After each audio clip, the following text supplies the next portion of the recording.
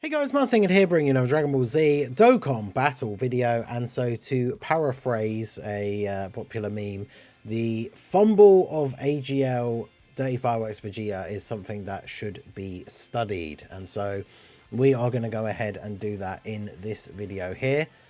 We are going to largely talk about the very disappointing release and impact of the AGL Dokkan Fest Vegeta, especially in comparison to the newly released and I would say overall very well received STR Lord Slug.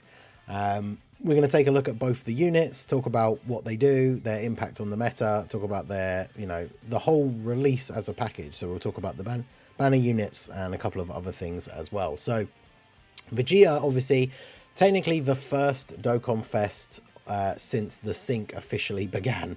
So I think really, even though it was in this early October time slot where we are used to getting a quote-unquote filler Dokkan Fest, I think people's expectations were quite high because this is the first synced Dokkan Fest release.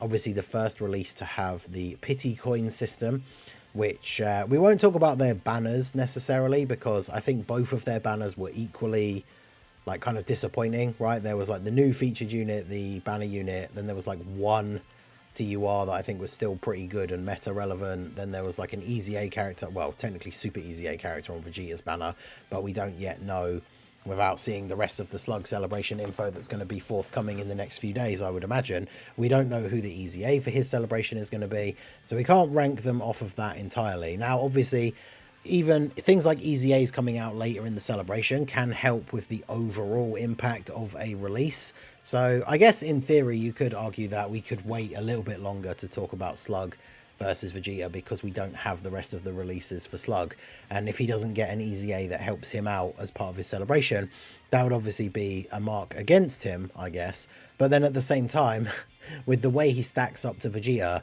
I mean, he could have an Easy A come out that's got absolutely nothing to do even with his team, and I don't think that would affect how much better of a release overall he is than Vegeta. So we'll see how things go and who gets announced as an Easy A. I did a video talking about who could Easy A the other day, so check that out if you haven't seen it and give me your thoughts over in the comments of that video.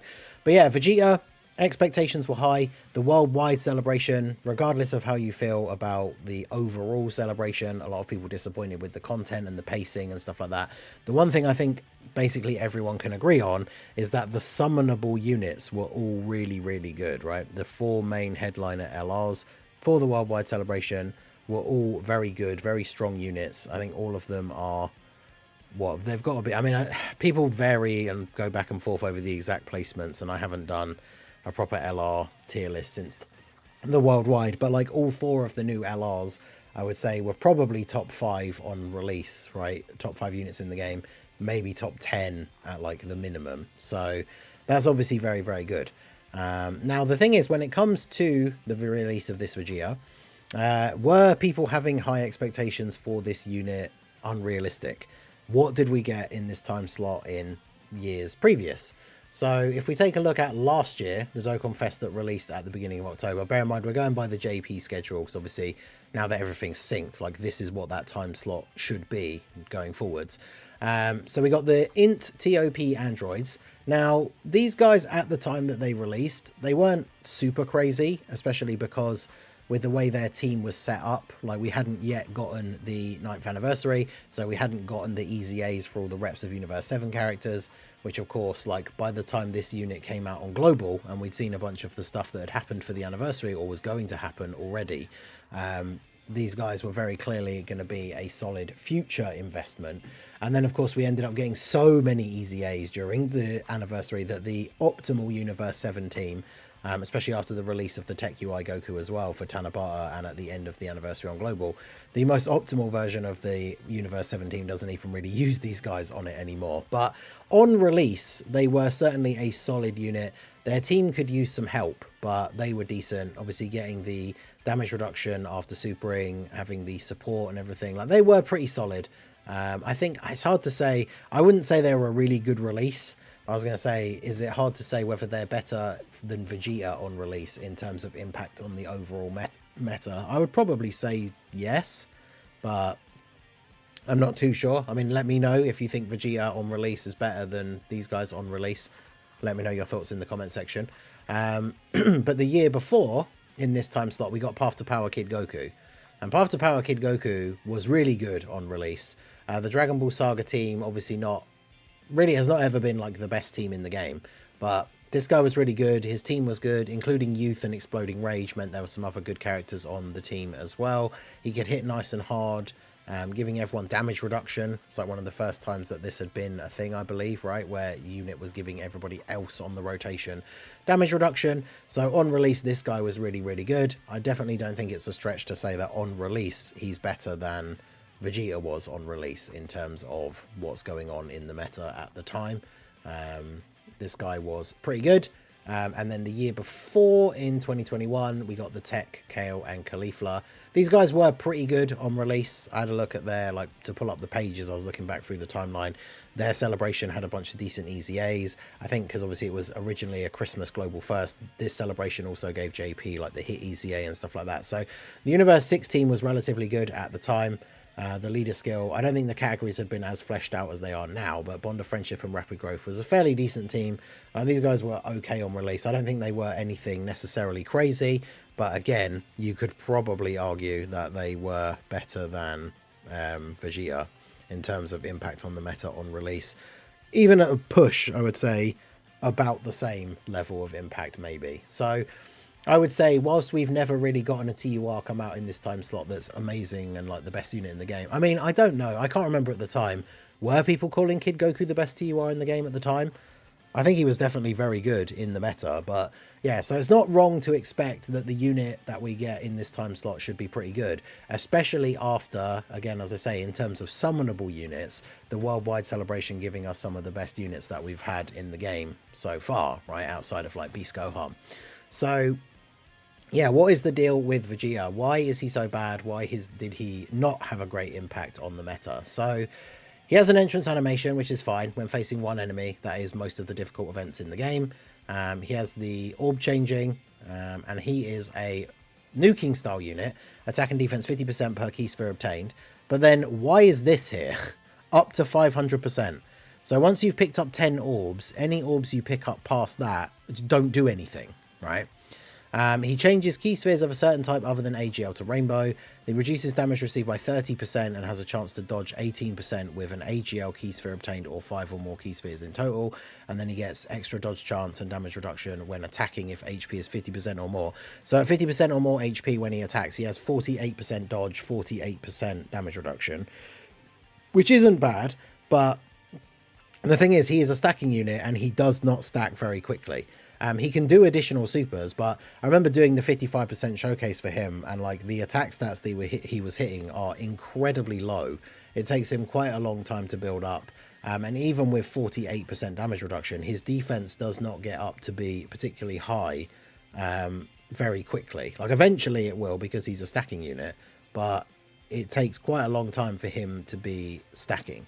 Then he gets extra defense 50% and crit chance from the next turn after he's if he's at HP at 50% or less, like once only. So you've got to hit that once, be at 50% or less HP, and from then on he has a defense buff and gets crit chance, which is good, but obviously can be very sketchy to try and get to that. You either, a lot of the time in these difficult events, you're either not losing HP because you're using your team building and your tanks like effectively, or you're getting one shot by crazy boss super attacks. So that can be very difficult.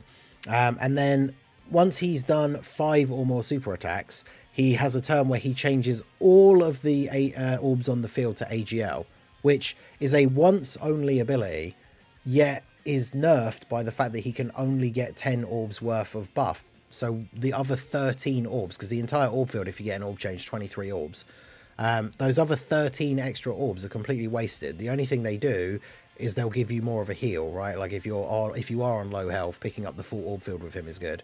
However, the other problem is that because he gets extra damage reduction and dodge when attacking, he's not really a great slot 1 unit, but he changes the entire field of orbs to AGL. So realistically, you want him to go first. Now you can, on that turn, use the active skill, so he gets his post-super buffs, which is ideally what you should do in that situation. But I've had a couple of attempts while running him in the more difficult content where you do that, pick up all the orbs in slot 1, and then he gets immediately supered in slot 1 and gets killed. So overall, just very, very disappointing. And it feels like they've put these restrictions in his passive for no reason. Like, why, if he's a nuking style unit, he has a bit of orb changing going on, but as an average, getting 10 orbs every turn is not something that you're going to do very often. And 10 orbs is his maximum. But if he's going to have a once only, change the entire orb field to the AGL orbs, like, why does he have to have a cap? He's only going to realistically, unless you're using items for orb changing or other orb changes on the team, he's not really ever going to get that full field of orbs turn other than one time.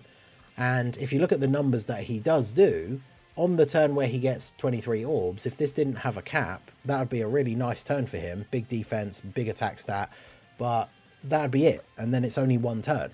And then after that, he isn't doing that again.